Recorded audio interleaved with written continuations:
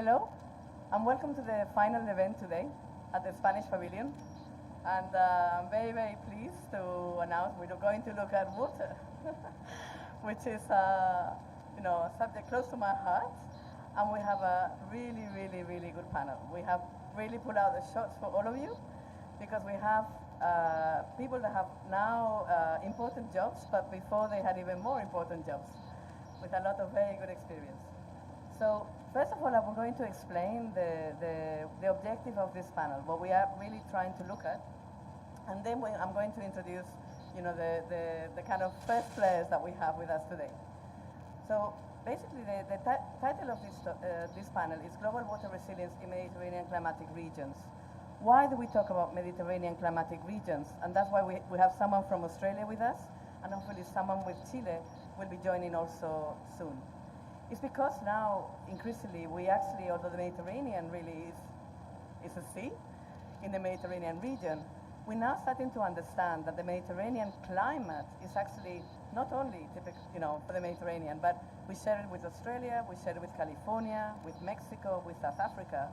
And in fact, in the next AR7 of the IPCC, there will be a chapter on Mediterranean climatic regions because we share the same problems. We have the same problems of fires, we have the same problems of droughts, we have the same problem of floods, and this idea of managing climate extremes. So there's a huge opportunity of learning across our regions. And why water? Water is a connector, it's a connector for culture, but also is, we know, for example, from the recent climate risk assessment of Spain, that water is a fantastic entry point to build resilience, not just for the water sector, but for all sectors. And that's precisely what we're going to be looking at today. So we want to foster international dialogue and cooperation across our countries. We want to promote innovation and sustainable solutions.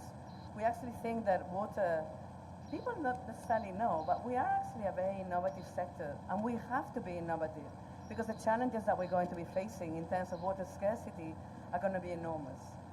And at the same time, it is actually also at the heart of water security.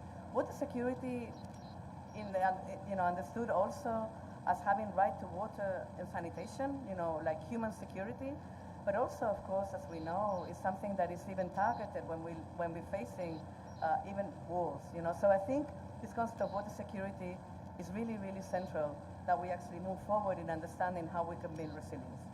So with that, I'm going to very quickly introduce our panel. We have Federico Ramos, who is currently the president of the Circular Economy Commission at the Chamber of Commerce of Spain. But before, he was actually Secretary of State in my country. So I think he comes with a very, very, important baggage of experience. And I think that's going to be, a very important input into our discussions. We also have Carlos Garriga, who is director of the We Are Water Foundation, a foundation that is really, spearheading, doing projects, particularly in Asia, Latin America, in places that are difficult to reach, to really explain, through the arts, through filmmaking, in different formats, the value of water. So again, very, very important for this building narratives around water and the importance of water. We also have Carleen Maywell, South Australian Water Ambassador, who was also a former Minister for Water Security in Australia.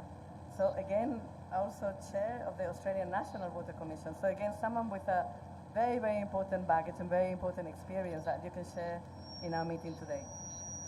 We also have, last but not least, very, very important, we want to give youth, and particularly very competent and very professional young people a voice. So we have with us Rodrigo Guerrero. He's part of Generación Clima that has come with a delegation of Spain. We have 4 brilliant young people that have joined us. But he actually also is a physicist. He's a PhD student at the moment, so he will also be, joining the, even highly educated and talented person. But he's also part of the young water professionals.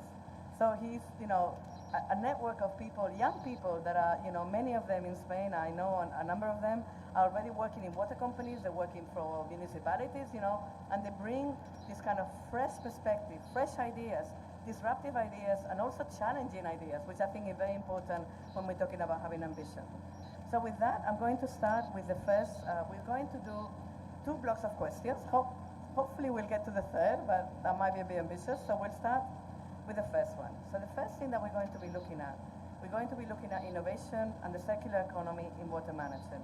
Why this? Because the circular economy, as we're hitting, resource scarcity, because okay, we're talking about climate change, but we also have the issue of environmental resources being really challenged. And water is a very classic example that before we had climate change, we already had to deal with water scarcity and the management of a very scarce resource, particularly in our countries. So in that context, water is a cycle. So for the water community, the concept of the circular economy is very, very natural. We understand things as a cycle. So with that, I'm going to start first with Carlos Garriga from the We Are Water Foundation. I'm going to ask you, what experiences do you have at the moment that have been promoted by the foundation that have demonstrated the importance of social innovation and education, how it can transform water management, particularly for vulnerable communities? And also, how could these models, these social innovation models, this education, these kind of pilots that you're doing, how could this be scaled up? Well, thank you for having us here and give us the opportunity to present ourselves, who we are and what we do. You say something about the foundation, but let me introduce a bit who we are.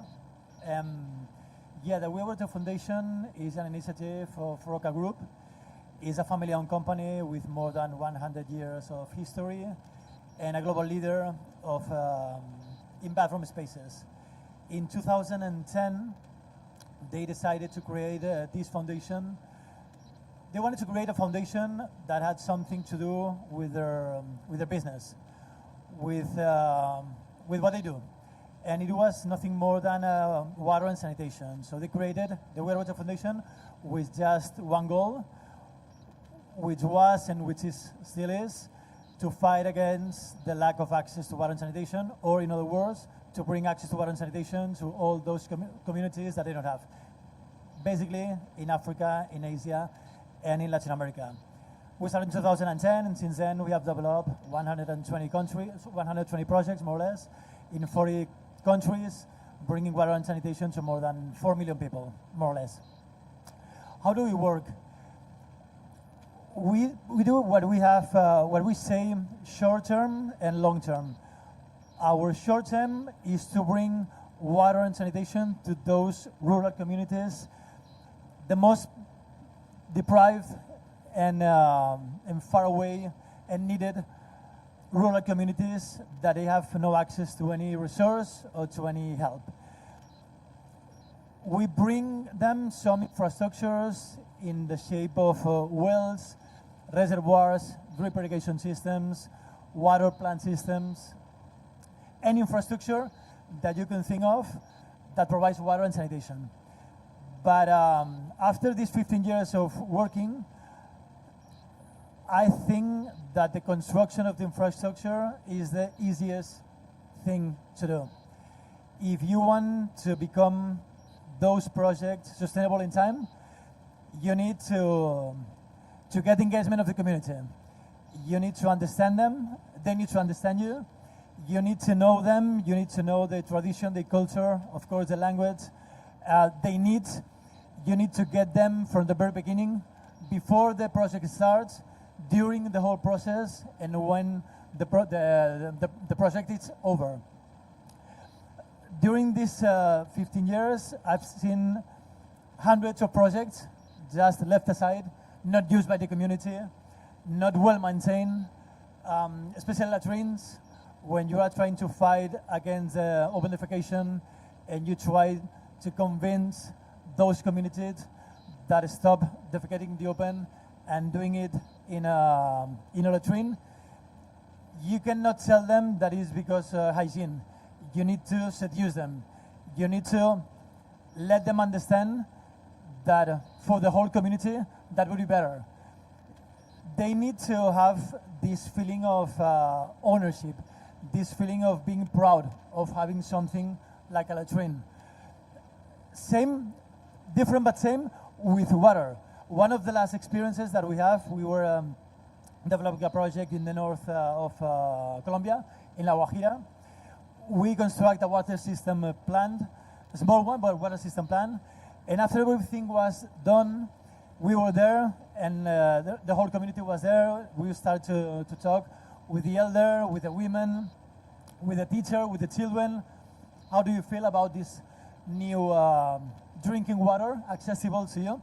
Before that, they had to fetch water to a river full of garbage, full of everything you could imagine. Apart from spending time, they got sick after drinking that water. By the way, being sick for them is normal. I mean, they don't feel that it's something they should pay attention. Their daily life is being sick every now and then. So for them, it's not normal. The funny and the surprising thing, it was there were a group of women at the back of the community. They were saying nothing.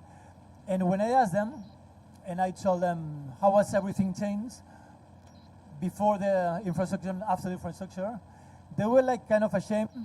And finally, they accept that they were not drinking water from the new water plant system. Why?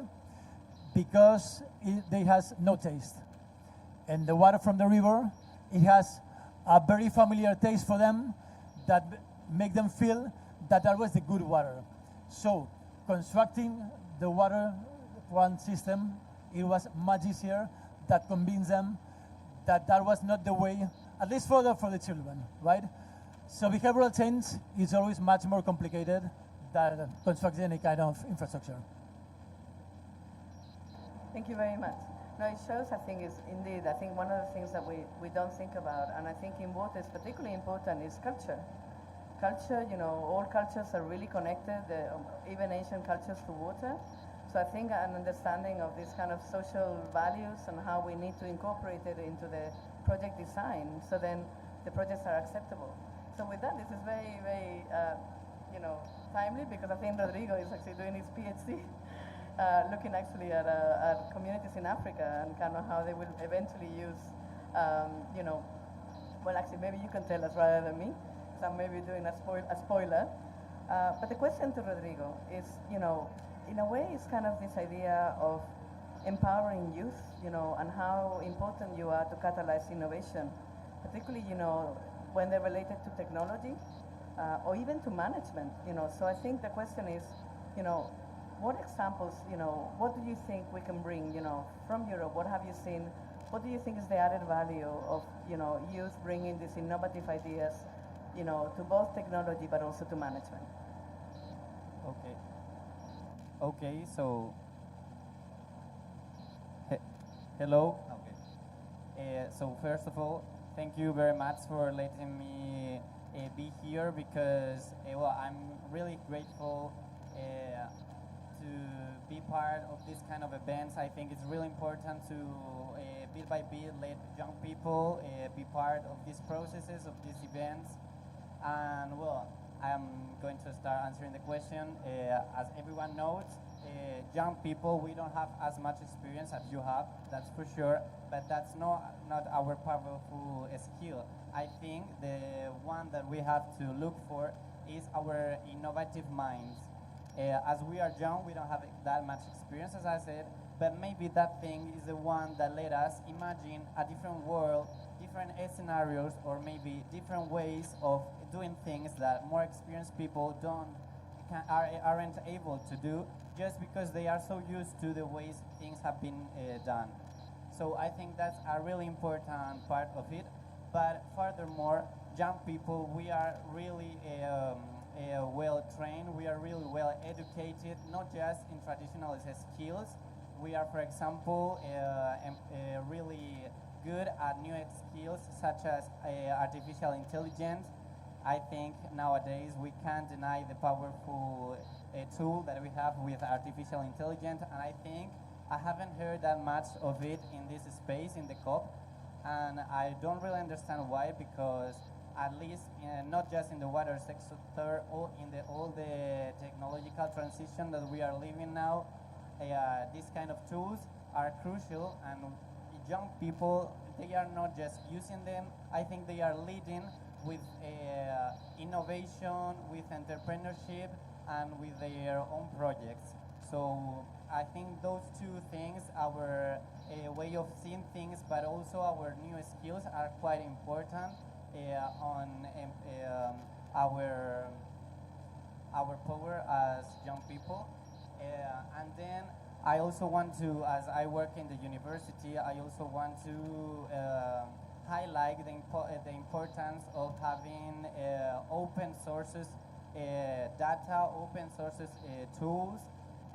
It's really important, for example, to develop AI tools, but if they are not open, we are not going to reduce the gaps between countries that we are now seeing that it's increasing more and more because of this technological development.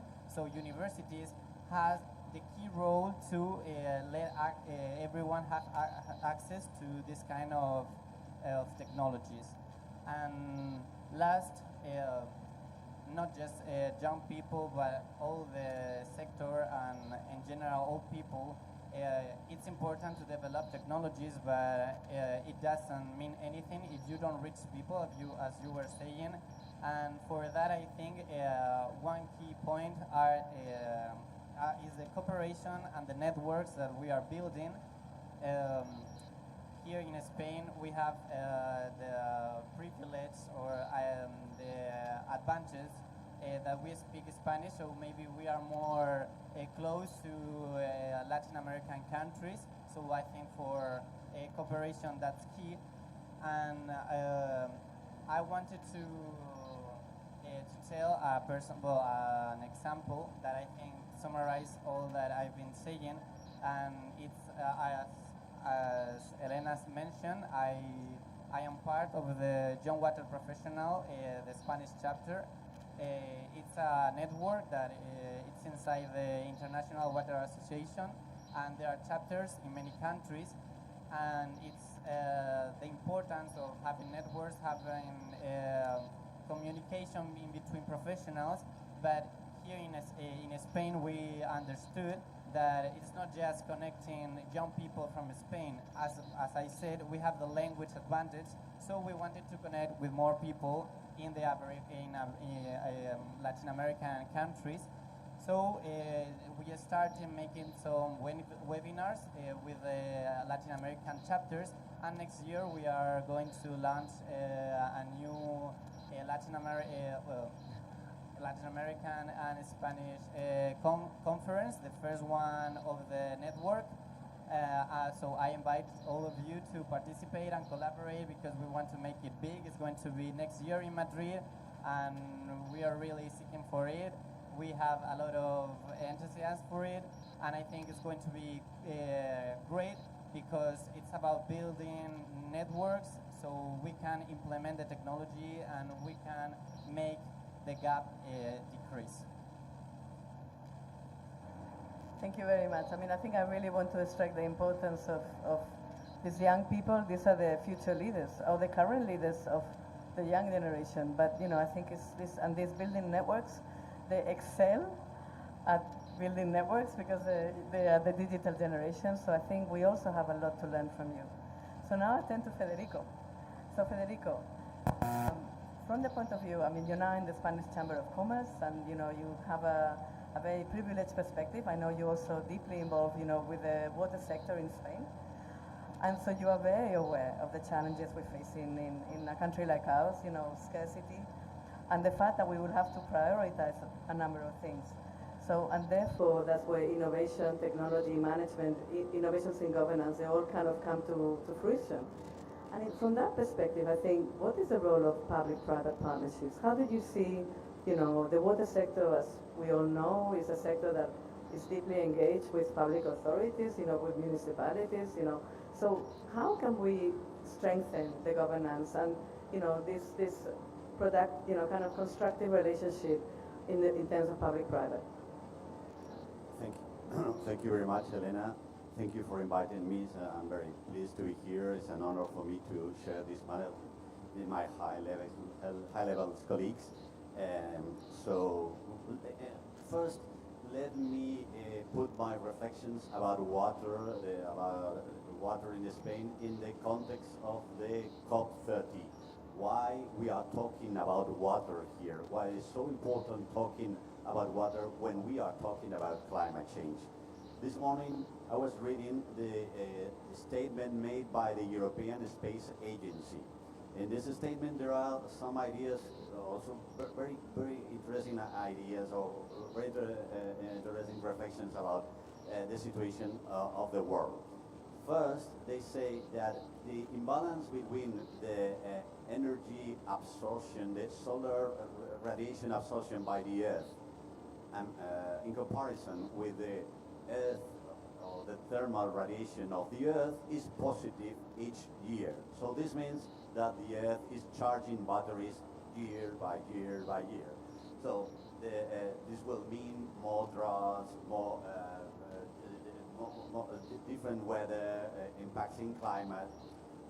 Also, this has meant by now that in the last 30 years we have lost 9,000 gigatons of waters in the world's great glaciers. So this means a lot of water lost from the glaciers. But also this means that in the same time, in the last 30 years, the ocean's level has grown in media 10 centimeters. So these are examples of why it's so linked, water and climate change, and why it's so important talking about water in this climate change convention. Now, if we talk about Spain and Spain's situation, in the Spanish Chamber of Commerce, we have done a study these years trying to forecast what is going to happen in 2050 with the water management or with the water situation in Spain. And the conclusion is that by 2050, water availability in Spain will decrease and water demand will continue growing, especially in agriculture. So we are, by now, 25% of our country is in a high water stress situation. In 15 years, the stress will continue. So we must take some solutions. We must take this urgently to change this. No, and what kind of ideas can the private sector put on the table to solve this problem? First, I will underline three main issues: financing, innovation, and managing tools. Financing from the private sector, we can help public authorities, the government, financing new infrastructures, financing new treatment plants, new facilities. Okay, but what is important, and Elena asked me, what is needed? It is needed a clear, transparent, and a system of governing this with clear rules, and with if we invest, we must have recover our investment in a clear way with transparency, but we have to get our payback for this investment. So this is absolutely needed, and we need it. So first, we can help financing, but we need a clear system of payback. Second, innovation. There are a lot of innovation in the private sector for water situation. If we want to move forward in this innovation way, it is possible to put subsidies and to help this innovation, just to support more and more, or to increase the speed of innovation in water. But we think that we can share innovation with the public sector, and also we can share good practices among the different places in which we are working. For example, my company, we are working in Australia, we are working in Spain, we are working in Chile. We have good practices in every country. We can share information. And finally, the third issue for me is managing tool. In the private companies now, or especially the big companies, we have worked hard to be a data-driven organizations. So we have a lot of managing tools to have information about water demand, about water availabilities, about a lot of things. We can share this with the public sector, we can share this with the administration in order to move forward in the water management. So these are my three ideas. We can help financing, we can help innovation, and also we can help with this managing tools. May I say something to this? Um, May I add Sure. something? Yeah. Yeah, I would like to maybe add two more points. One maybe would be adaptation in terms of agriculture.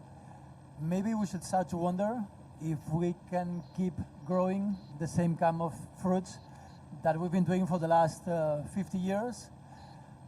When water it was not an issue, can we afford keep doing this, or maybe we should start to switch to other kind of grow?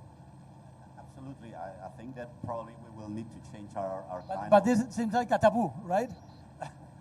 We can change, we will have to change our crops.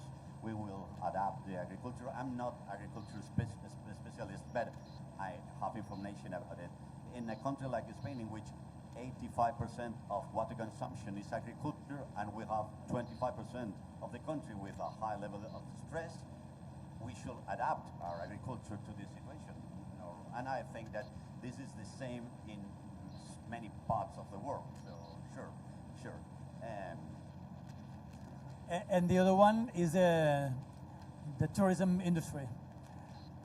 In Barcelona, the average of consumption it's 100 liters per day. I think when the tourists come, it's like 500. Can we afford that there are some villages that maybe there are some thousands during the winter and some 100,000s during the summer with all of the effects that has in terms of resources, water, etc.? It's an interesting reflection. Probably, sometimes I thought in the Spanish case when I was younger, in these small villages in winter and big villages with tourists in summer. And I thought, well, who should pay this? No, who must pay it? And probably I answer that tourists will have to pay more for this kind of services. Probably in the future, if we want water security, water treatment plants, probably tourists will have to pay more for all these services. Otherwise, probably will be possible to afford all this. Okay, so I think we're going to cross to the other extra side of the world from Spain to Australia. And I think one of the things we share, and I agree with you, Carlos, that one of the big elephants in the room in the water world is the agricultural sector. So I'm very happy that we go there as well, because I think innovation is also going to be needed there. So you're right, and also tourism as a sector that puts a lot of pressure, particularly when we don't have much water. And I'm sure that so it's something I fully agree we need to bring these issues. So I invite you tomorrow. We will have an event on tourism. So I think that because tourism is actually today and tomorrow at COP30 is one of the topics that is being discussed. And in fact, as a preview, they launched today an initiative on regenerative tourism. So I think the sector is also thinking, all sectors have to be rethinking everything. But getting back to the topic of the conversation, I think you share with us the fact that we have this Mediterranean paradox, the fact that we switch from floods to droughts, and this is the age of extremes that we have to be dealing with. And the fact that they say that water is to adaptation, H2O is the same as it would be, CO2 for mitigation. So water is very much at the center of some of the big changes that we're going to have to see in our countries. So I think from that perspective, Australia, you're really, really known for being very innovative, particularly on the governance aspects of water. You were spearheading water markets. You were very famous for your Mara Darling commission. So from your perspective, I think, Colleen, what are the things from your experience, the things that really worked in Australia in terms of innovations in governance? What are the things that to you worked? What things didn't work? And in a way, from your position now, because you're not in a kind of political role anymore, what advice would you give to your ministry now, if you could, about with the future that's coming? And the future is not what it used to be, right? I mean, we now know that we will have less water, it will be much more extreme. So what is your advice? How can we build resilience in our systems? Thank you, Elena, and thank you to the fellow panelists. It's been a very interesting discussion today. Australia has had a very long history of water reform, and I guess the journey really started in earnest when the realisation that it was not an infinite resource. We had 65,000 years in Australia where our Indigenous peoples managed water in balance with nature. They took only what they needed. And then colonisation led to 250 years of construction, building irrigation systems, taking and taking and taking, and that the water was considered a resource that was freely available, and it was an endless resource.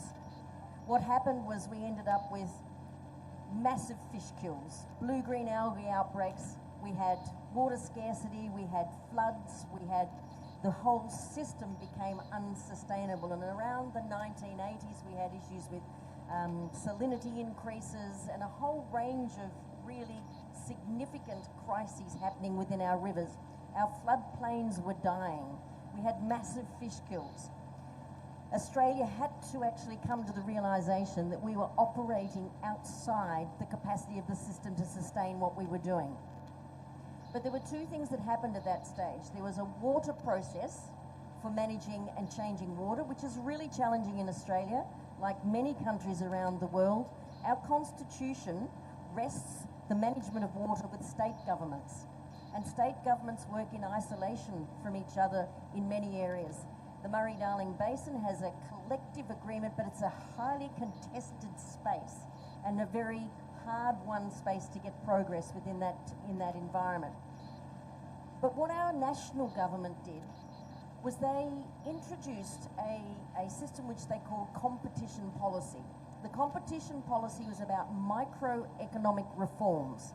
And those microeconomic reforms were about how do we make Australia more competitive in an export world, in a trade world, and how did we remove barriers to trade?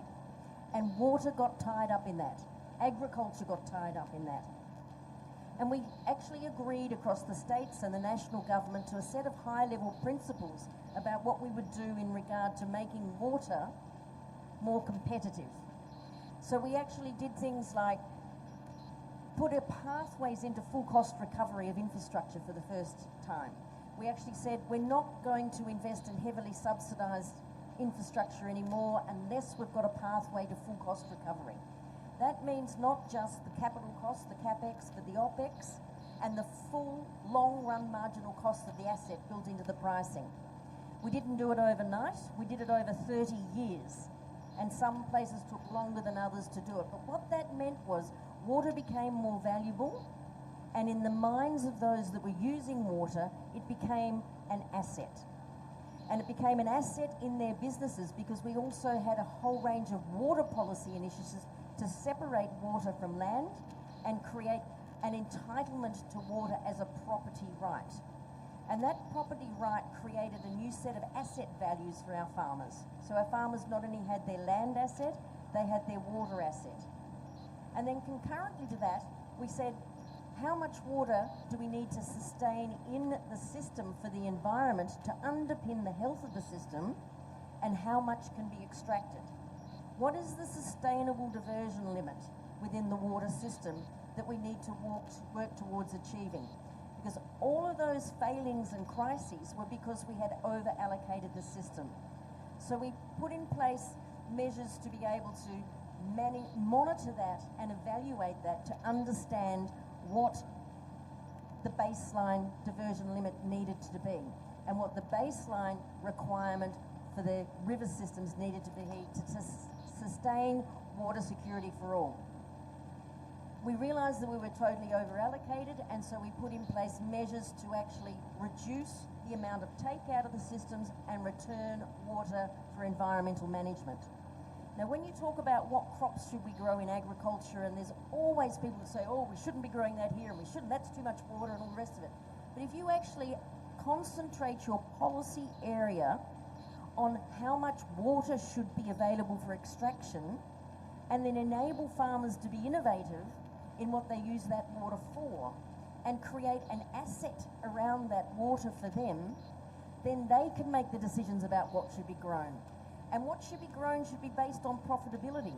not how much water the the crop uses, because you can have some very, very crop-thirsty trees or plantations, but they're not profitable over time. So you have to have an agricultural policy that looks at water as an input cost, and how does that impact upon the profitability of the farming. On the other side is it's government's responsibility to say how much should be available for productivity and how much needs to be sustained in the environment. That's the journey that we've been on for the last 15 years with the Murray-Darling Basin Plan, is to bring it back to a sustainable level of extraction through buying water entitlements out of production, because we have to compensate for the decisions of the past. People aren't to blame that decisions of the past have allocated too much water for use, and you have to create an opportunity for that rural and regional adjustment to occur at the same time as you're sustaining the environment and bringing the environment back to a sustainable level of take. So understanding what the trade-offs are in that space, and understanding that creating a market mechanism which enables farmers who are incredibly resilient to make different decisions. And we have a saying in Australia that you can't expect farmers to be green, to be climate aware, unless they are in the black. If they are not making money, you can't expect farmers to be able to invest in being green. So how do you have a parallel policy? It's not just a water policy, it's a rural development and regional development policy, and it's an agriculture policy that has to go alongside it. So it's not a singular lens. And this is what Australia has learnt, that if you operate in a singular lens and say it's just a water problem, all of these other issues are the inhibitors of progress. And that's been a lesson that Australia has learnt the hard way, and the way in which we've actually incrementally changed our policy. So in 40 years of reform, we've actually built in and reformed governance along the way. We haven't waited to get it perfect. We've actually gone with what we knew and then adapted and changed. So in my state of South Australia, we've had several iterations of our water legislation. And our water legislation is no longer called water legislation. It's called landscapes legislation, because we're managing landscapes, which means we're managing soil, we're managing biodiversity, we're managing ecosystems, and we're managing water. So having it as a landscape act, which actually takes into account all of those, brings in a whole range of other policy areas to manage. And we're still on the journey. We're not there, we haven't fixed it. We've still got huge problems. We're still dealing with issues of legacy decisions around bad management in the past. I won't say bad management, it was management on the basis of what they knew at the time. We know a lot better now, and in hindsight we would have made decisions differently. We have to deal with those as legacy issues, but we've got this huge freight train coming down the tracks straight at us called climate change. And that requires a new style of thinking. It requires us to really lean in and think about climate change is water change, and that's why we're here. And water is to adaptation what energy is to mitigation. And they're the real keys of where we need to be putting the narrative of water into this climate discussion. And I think I'll leave it there. Thanks, Elena. Can I ask Thank you very much. You want to comment? Yes? Yeah, I would like to. Go ahead. May I ask you? Thank you. May I ask you a question about water markets? How is the experience in Australia of water markets? Is it positive? Is it positive to trade water between different river basins, or how does it work in Australia? So we have trade between irrigators, one irrigator to another irrigator in connected systems. And then we also have trade between states where there are mechanisms to be able to trade between river basins. So for example, at the top end of the river system, in the snowy hydro area, we've got a big dams and hydroelectrical that can release water either down the Murrumbidgee system or the Murray system. And so we can trade between those two systems because they're connected. So trade occurs where the systems are connected. And then we have interstate trade. So each state holds a register of what their license holders are. And when an irrigator trains water from one state to another state, the water license that's traded is tagged. So in South Australia, the downstream, I can buy a New South Wales license, but take it out in South Australia, but it still retains all of the criteria and rules as if it's been taken out in Victoria, in New South Wales. And so I can hold a portfolio of water from a range of different parts of the basin and spread my water security, because we don't often have drought in all parts of the basin. And what we do is we adjust every quarter the amount of water that flows in the system at different parts according to trade. And so there's a mechanism that actually, from a river operator's perspective, that actually transfers the water to where the license is moving to. Thank you. So this just shows that we need to kind of build a series out of this and keep the dialogue going, because I think there is actually, as you can see, a lot of experiences, particularly between our countries, that are facing very similar problems. So I'll now take to Carlos, and I'm building on this idea of learning and partnerships. You know, you've been working on, you know, many countries, you know, across the world, and I think I'm going to take it now back to basics. You know, the fact that many people still do not have access to water and sanitation, which is actually a human right. You know, and we know that in Spain, because Spain, together with Germany, actually spearheaded this initiative globally, and it's still, we're very engaged. You know, even with cooperation is one of our top areas of action. So from your experience, you know, what do you think is, what takeaways do you have from your experience about how we can improve the access to water and sanitation in the countries that you've been operating?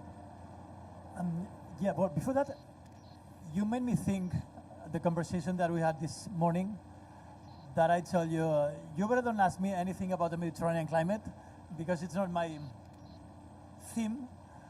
But I went there to have lunch, some pizza over there, and while I was just waiting for my turn, I was thinking, yeah, maybe we know something, or we have experienced something in some of the projects that we've been developing, right? For instance, in Spain, in some places in Spain, they have been facing droughts, while in some other floods, and some other droughts and then floods, and then droughts and then floods. Okay. A couple of months ago, we were in the tree frontier, Peru, Brazil, and Colombia, in the Amazon, filming a documentary that, by the way, we presented yesterday here at the Water Pavilion. And what we wanted to do over there, it was give the voice to the indigenous people to explain what is the daily life and what are the challenges they have to face in terms of water, climate change. They are in the front row of the climate change. And they are facing something with a bigger scale and a long-term scale than the ones we are facing in Spain. But pretty much it was something similar. Like during the dry season, at that point, the Amazon was going away 100 meters, 200 meters, 300 meters, 500 meters. So apart of not having water to fetch, to clean, to wash, to cook, to whatever, the Amazon is the only way that they have to move around with the canoes. So when there is no water, and when the river, instead of being here, it's 500 meters away, they become isolated. So it's one of the consequences that you don't pay attention. Amazon, there's always water. There's much water you could ever imagine. You can do whatever. No, that's not the case. One of the consequences is being isolated. One of the consequences of being drought. During what they say, the bajadas. During the rainy season, the subidas, the river can enter up to 1.5 meters inside their houses. So imagine, and we are talking about a real poor houses, right? So what they have to do is to remove one of the walls made out of wood and construct like another floor inside the same house with all the furniture, with the refrigerator, with the beds, with the chairs, with the tables, with everything, and keep the situation weeks and weeks and weeks until the rainy season is over. So they are facing droughts and they are facing floods the same way we are facing, with another consequences, because the level of possibilities is lower than us.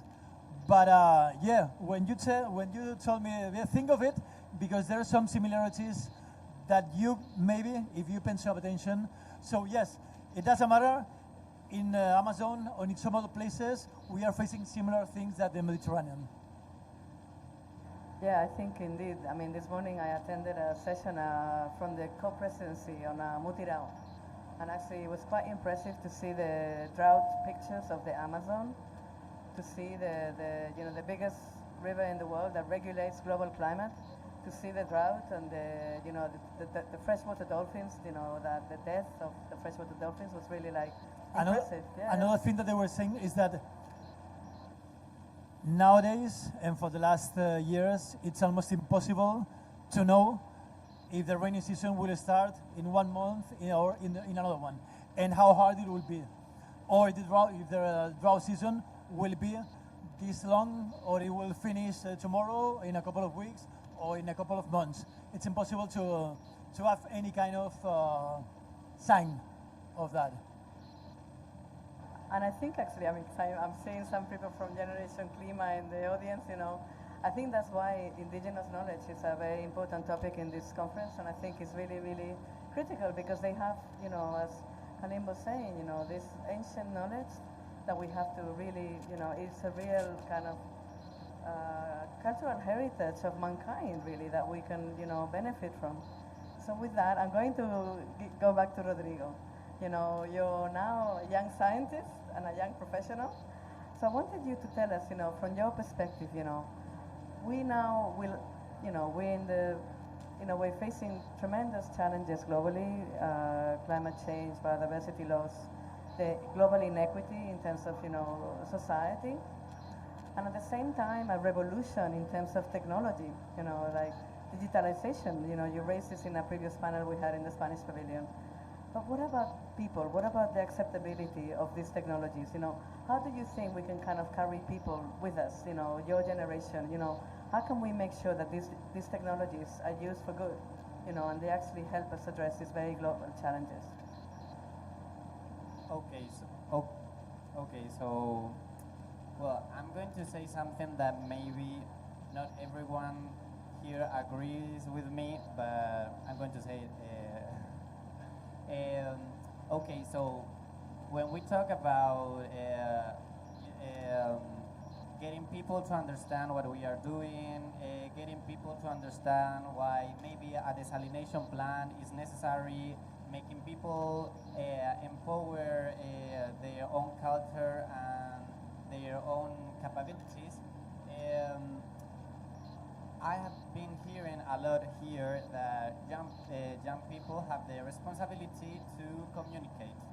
We should communicate because we are the young ones that understand how people now communicate by social media, by these new ways of approaching.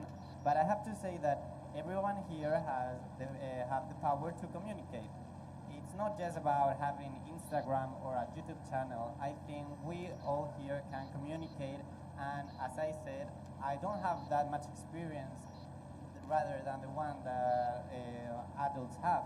So I think everyone is able to go to a radio channel, a TV, go to talk with organizations, with locals, and make them understand why this is important.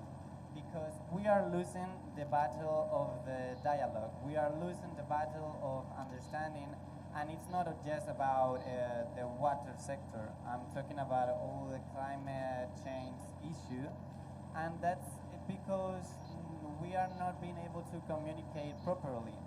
And I'm sorry, but that's not just on young people. I think this is on everyone's hand to be to do that. So, well, I wanted to open the space for everyone to start communicating more, and also don't take things for granted. People are in very different kind of levels of understanding.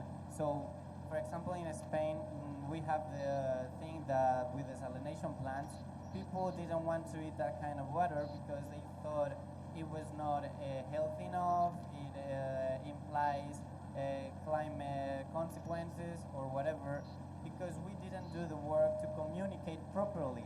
And the technology was there. Of course, we have the technology, but if people don't want to use it, it's going to be impossible. And I think that's our responsibility, the professionals, all the people that we are working there. It's our responsibility to communicate, but not communicate as we are used to communicate, like in these spaces where everything is so technical and we don't really get to reach people outside these spaces. So, well, yeah, I just wanted to say that I encourage everyone, because of course young people, we are motivated. Last year I opened my Instagram account. I have never used Instagram, but I understood the potential that it has, so now I'm using Instagram. I don't like social media, but I'm doing it. But okay, young people, we are on that spaces, but we all have to go outside. We have to speak, we have to talk, we have to make people understand, because we are really, really, really worried that people aren't understanding how this is going to affect us, how tremendously dangerous this is going to be, how climate change is changing our lives. Because I'm also sorry to say this, but okay, young people are going to suffer from this, but you are already suffering it, and you are going to suffer it more and more, the consequences of climate change, especially in the water sector that we are talking today. So yeah, please help us with that, because you have the knowledge, you have the experience, and we can help you. But I think it's something that we should all do together. Thank you very much. Okay, then I'll tell you something that the water sector has done actually, and I encourage you, because I know that there's a group in Spain of Women on Water, and at the moment the Desalination Association in Spain is led by women, you know, and they actually produce a publication on the 10 myths around desalination. So I think, I take it on board, but I think as a sector, we are moving forward, and I think, and you have to be part of that. And I think but I do agree with you. I think that there's the responsibility for our sector to communicate better. I think Federico probably would agree. But I think in some ways, for example, like in Elcano, we just did a survey. My colleague Sofia Tirado, we did a survey, and I think Federico will be very glad to hear the results, because we interviewed the average citizen in Spain. And one of the things that to us was very interesting is that the acceptability of non-conventional resources was actually very high. Because I think the average person understands that we are facing very, very challenging circumstances. And that takes me to the fact, you know, that I know sometimes it's taboo to talk about the price of water. That will have to be discussed. Not about privatization, public or whatever, but you know, the fact that, you know, investments will have to be made on a very large scale. And turning on that, you know, we have Federico, and I wanted you to basically tell us, you know, as we move forward, you know, what is the role of non-conventional resources? I mean, I'm convinced that non-conventional resources are going to be a critical measure for adaptation, without a doubt, because water, we will have less water. We're already overusing the resources before we had climate change. And therefore, how can we use this, you know, and at the same time, as Carlene was saying, ensuring that, you know, water is left for rivers, water is left in the aquifers for other species, you know, that also have a right to water. So, with that. Thank you. Thank you, Elena.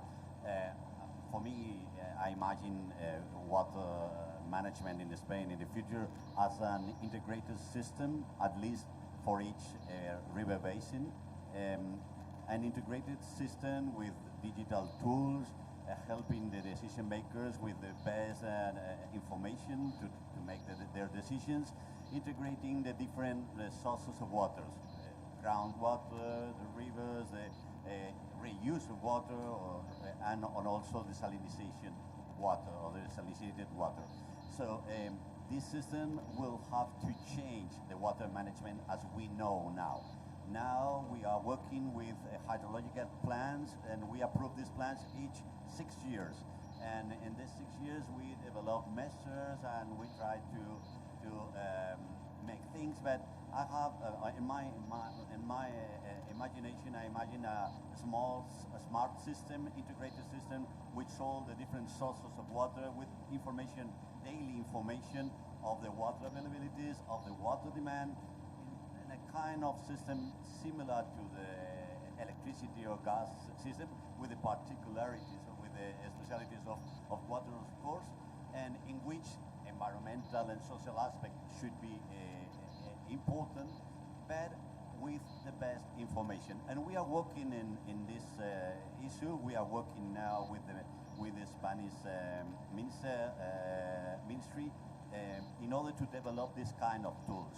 We have done our first project in the Segura River. The Segura River is probably the most stressed river basin in Spain, in which we have worked in developing this first tool able to manage the different sources of water with a daily information in a different way of working.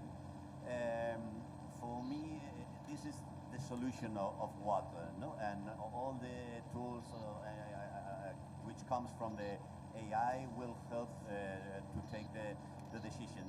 When I had public responsibilities, I said, well, I imagine in the future this building, of the ministry, with less pictures and more screens, because now we have a lot of pictures and no more information about water. Water in the future cannot be an area of only emotions. When I talk about this question with irrigants, with agricultures, there were a lot of emotion and a lack of information. Now we should think in the best tools to have the best information. This is what we have, and let's play in this area together. And I think that all these tools will change our way of understanding the water management in Spain and also in other countries.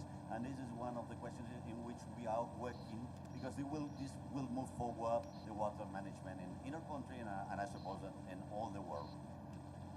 Thank you. So, Kalen, you have the final comment. I think it's building on this idea that as we move into the age of scarcity, is here. In Australia, how are you going to be looking at this idea of non-conventional water use and, financial instruments, that we might have to imagine, to pay because it's going to be large investments? What is the thinking in Australia? And with that, and then I'll just do a summary, and then, yeah. Go ahead. Okay, I know we're close to time, so I'll try and be quick, but there's so much to try and unpack here. First, Rodriguez, I couldn't agree with you more. We are not very good at being able to inform our citizens about the value of water and also the risk of not having that water. And it's a really important question, and I'll tell you a little story about WaterAid. WaterAid, I chair WaterAid in Australia. Recently, we ran a program with a social influencer, #TeamWater, look it up. What we did was we actually teamed up with Mr. Beast and also Mark Ruber, who both have between them 512 million subscribers worldwide to the YouTube. They teamed up with 3,000 influencers and creators, for social creators, across 80 countries with a reach of 3.5 billion people. 3.5 billion people. Now that's a way to get a message out. And we teamed up with #TeamWater. Let's raise $40 million in 1 month. We raised $41.6 million in 1 month, in August this year, for bringing water to 2 million people in countries across developing countries. Now that's an amazing story about communication, and that's how we, our generation, needs to really embrace this and understand that that's the way you get the message out. Standing in town halls is not the way to go anymore. Anyway, we're sitting here on a panel, and I'll now answer your question. Diversity of supply is critically important in creating a water sustainable future. And to do that, you need to think about and have everything on the table. All sources of water need to be considered and in a circular economy way. How do you actually make use of your waste and ensure that can be incorporated in what is your future supplies? During the Millennium Drought, which went from about 1998 to 2010, the state that I am from, and I was Minister for Water Security during a lot of that time, the City of Adelaide almost ran out of water. Our irrigators had 2% opening allocations at the beginning of a water year, trying to make decisions about how they would survive in that kind of an environment. And we had to make significant change, and we had to think about everything. So the first thing I did was, as Water Minister said, I can't do this with all of these different agencies having a little bit of a touch point in this. We had 8 agencies in the government that had touch points in water. There was agriculture, there was the environmental protection, there was the Department of Water, there was our water utilities, there was the health department with water standards, there was ferries and transport, you know, all those sorts of things all had touch points. So we created the Water Security Council, which every head of agency reported through one minister into cabinet on water security. And they had to hash out between them all of their competing agendas and come up with the trade-offs and the decisions that needed to be made. The consequence of that was $3 billion of water investment into our state during the Millennium Drought.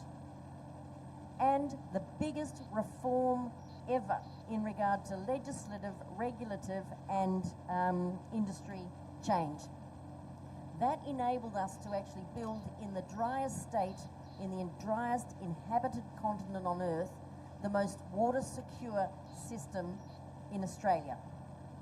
We now have such a diverse range of water supplies. We have desalination, and it was a journey. We had to bring our community along through education about how we could manage desalination.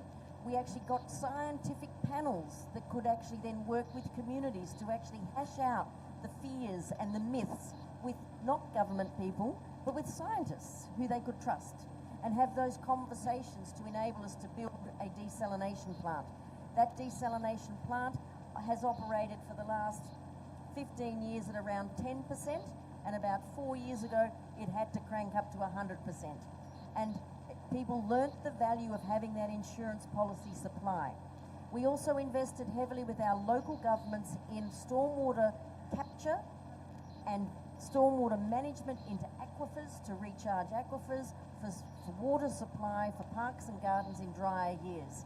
So we use a lot of stormwater harvest, capture and reuse. We also use our wastewater treatment plants. And our wastewater treatment plants, we treat the water, we put it down into aquifers, and it's brought up for irrigation for vineyards and for fruit and vegetables during the irrigation season. And that supplements our groundwater. It actually provides a healthier groundwater system, but importantly, it also means that the waste from our wastewater treatment plants is no longer going out into our oceans. It's being treated and it's being reused. And so that is creating a whole range of water security across a number of different areas. We also negotiated with upstream to change the way the Murray-Darling Basin operated. We've got access to dams that we didn't have before. We can actually manage our supply into our state differently.